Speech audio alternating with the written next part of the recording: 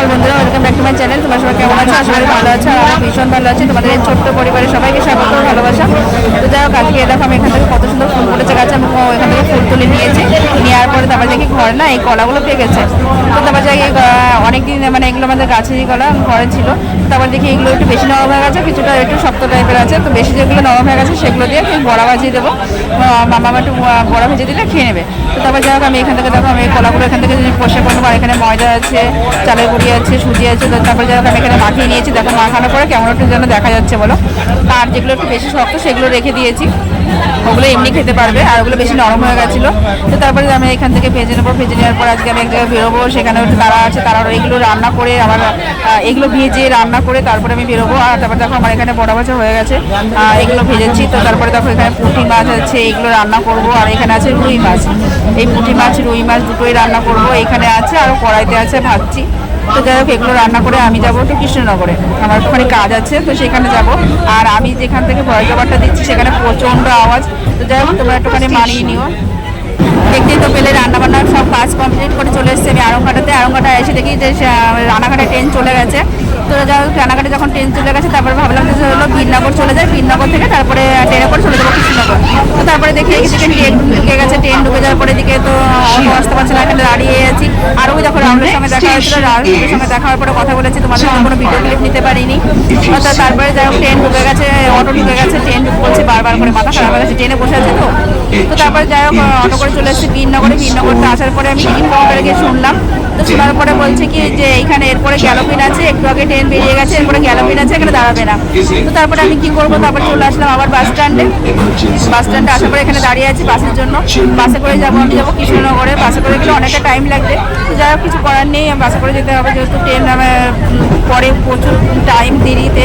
তো তারপরে কি করবো, আমি এখানে একা একা দাঁড়িয়েছি। আর কোথাও একা মানে কি যাওয়া মানে বোকা, সেটা বুঝতেই পারো। তো তারপরে যাই হোক বাস ঢুকে গেছে। বারবার শুধু ট্রেন করছি আমি, আমার মাথা মানে নষ্ট হয়ে গেছে। তো যাই হোক, তারপরে বাস ঢুকে গেছে, আমি বাসে উঠে গেছি। বাসে উঠে আমি চলে যাচ্ছি কৃষ্ণনগরের দিকে। কৃষ্ণনগর আমার একটুখানি কাজ আছে, আমি একাই যাচ্ছি। মামাকে স্কুলে দিয়ে এসেছি, আর মামার পরীক্ষা চলছিল। তো যাই হোক চলো, আমি বেরিয়ে গেছি, যাই সেখানে যা কাজ আছে সেটা করি। তো তারপরে যাই হোক আমি সেখানে গেছি। আমার যাওয়ার পরে আমার কাজ হয়ে গেছে। কাজ হয়ে যাওয়ার পরে আমি যখন রিটার্ন বাড়ি ফিরছি তখন আমি এই ভিডিও ক্লিপটুকুনো করেছিলাম। ওখানে যাওয়ার পরে আর কোনো ভিডিও করিনি আমি। তো যাই হোক, তারপরে চলে এসেছি আমি কৃষ্ণনগরে। কৃষ্ণনগর এই যে এই পাশে যে ট্রেনটা দাঁড়িয়ে আছে এটাই যাবে রানাঘাট লোকাল। তো যাই হোক, তারপরে এই ট্রেনটাই উঠে যাবো। এই সাইডের ট্রেনটা না, এই সাইডের ট্রেনটা যাবে। তো আমি এখান থেকে একটু জল কিনে নেবো, প্রচণ্ড গরম পড়েছে, প্রচণ্ড গরম। আমি এই ট্রেনটাই যাবো, সামনে থেকে একটুখানি এগিয়ে যাই, তারপরে যে উঠবো। এখানে যে ভ্যান দাঁড়িয়ে আছে, ভ্যানটা উঠবো না। তো সামনে যা ওঠার পরে আমি বসে গেছি ট্রেনে। বসে যাওয়ার পরে আমাদের ট্রেন ছেড়েও দিয়েছে। এই দেখো কৃষ্ণনগর সিটি জাংশন।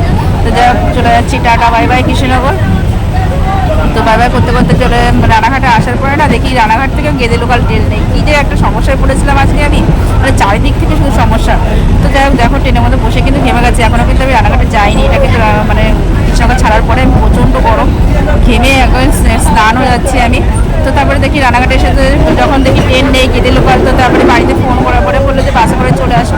তো তারপরে যাই হোক আমি বাসে উঠে গেছি রথতলা থেকে। তো এই যে আমার বাস ছেড়ে দিয়েছে, আর আমি দেখো ঘেমে কি অবস্থা হয়েছি আমি, আমার মানে আর কি বলবো। তো যাই হোক, এই যে বাসে এই কোনটাও বাড়ি, আমাদের বাড়ির ওইখানে একই জায়গায় বাড়ি। তারপরে যাই হোক বাড়িতে চলে এসেছি। বাড়িতে চলে আসার পর মামা এখানে ড্রয়িং করছিল। ড্রয়িং করার পরে আমি এখানে শুয়ে পড়ছিলাম, আমার আর ভালো লাগছিল না। তো তারপরে যখন মামা তোমাদের হাই করে দিয়েছে একটুখানি। তো চলো, তোমাদের সাথে ভিডিওটা কেমন লাগলো সবাই জানিও কমেন্ট করে। আর তাড়াতাড়ি খুব ঠাকুরনগরে ভিডিও আসছে খুব তাড়াতাড়ি, সবাই আমাকে একটু সাপোর্ট করো, ভালোবাসা দিও। আমার চ্যানেলে যদি নতুন হয়ে থাকো প্লিজ আমার চ্যানেলটা সাবস্ক্রাইব করে দিও, পাশ থেকে বেল আইকনটা ক্লিক করে দিও। মামা দেখো এই ছবিটা আঁকিয়েছে, কেমন হয়েছে ঠিক আছে বলো।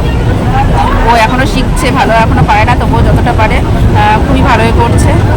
তো যাই হোক চলো, তোমরা সবাই একটুখানি জানিও। আমি নিজেই বলছি আমার নিজের মেয়ের কথা যে ভালো করেছে। তো খাওয়া দাওয়া তো সব হয়ে গেছে, বিছনার মধ্যে ঢুকেও গেছি।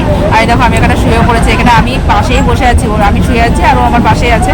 তো যাই হোক চলো, টাটা, সবাই ভালো থেকো, সুস্থ থেকো। আর তোমাদের সাথে নতুন ভিডিও নিয়ে আসছি খুব তাড়াতাড়ি।